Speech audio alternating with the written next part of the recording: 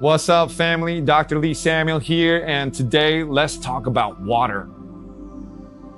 Man, there was a story told that like before, we are water, number one, 70% water, but 90-something% water weight. We are water, and consciousness, what Jesus called the Father, all that is binds to water. So if you imagine my body right now, the crystalline matrix made of 90-something% water weight, H2O. And now, if you want to say this consciousness, the Father, the Holy Spirit is binding and keeping this water together through love, L-O-V-E. Love is all I need. Love is the cohesive power of the universe that holds everything together, families together, my sanity together, my cells together, my tribe together, love, right? So water, though, if you want to heal anything, heal the water. And the water will heal us. Avalanches of healing are now being circulating in every single area of my life in the new earth right now. And how to do that is to heal the water. There's a lot of people working with water right now. They are praying over water. Dr. Emoto has shown that the crystalline structure of water, when you speak to it so that it absorbs the sound and it becomes organized and intelligent into the word you just spoke. And so we can pray and speak to our water and drink it. But there's also, if you want to say, many different frequencies and layers of water. So these are all good ways, drinking pure. I like mountain fresh spring water straight from Mother Earth, which naturally has alkaline water, which naturally gets the minerals. The top of the mountain is the purest, so it comes from there and it comes straight into my cup. Mount Shasta water at the headwaters, and you drink that and you can actually taste it. And if you want to invest in anything in life, invest in your water, not your spirulina. Spend more money and time and energy and focus and prayers on your water, because if you heal the water will heal us, because we are the water. So I love mountain fresh spring water, but now I'm going to take it to another level. Over all of the ages, there's been myths and stories which are based upon truth about the fountain of youth. A lot of people have been searching for this fountain of youth. Once you dip in it, you come out and like you're young again and you don't age.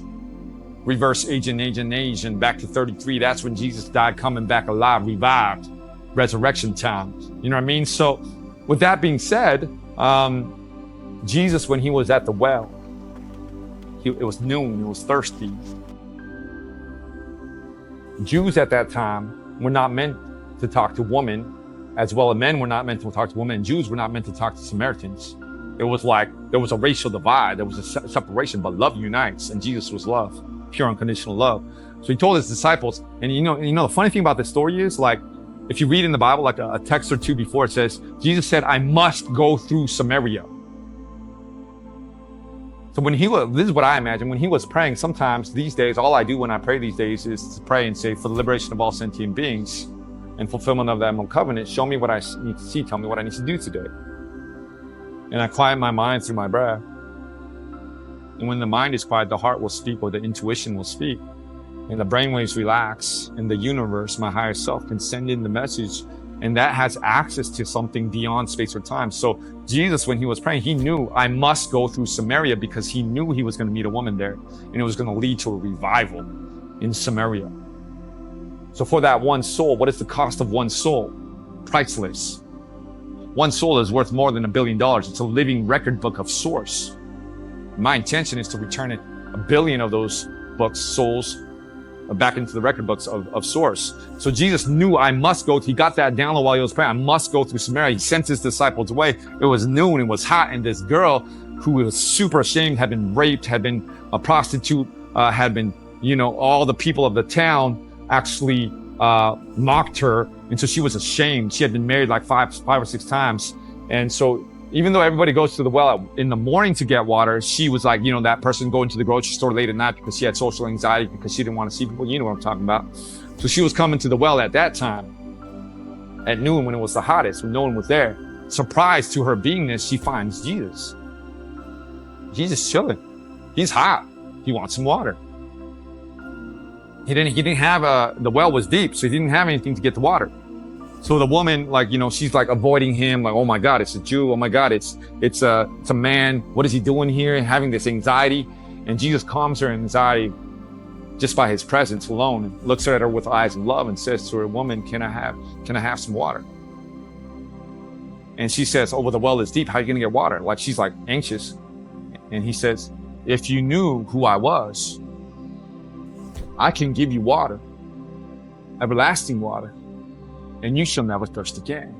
So Jesus took it, he disarmed her physically, and he took it to the spiritual. What is he talking about? Everlasting water, you shall never thirst again if you drink the water that I give you. He wasn't pulling that out of his ass. Eternal living water is a real thing. Death is inorganic. Original celestial human beings were not meant to die. And original celestial human beings had what is called eternal living water. Therefore, they did not die.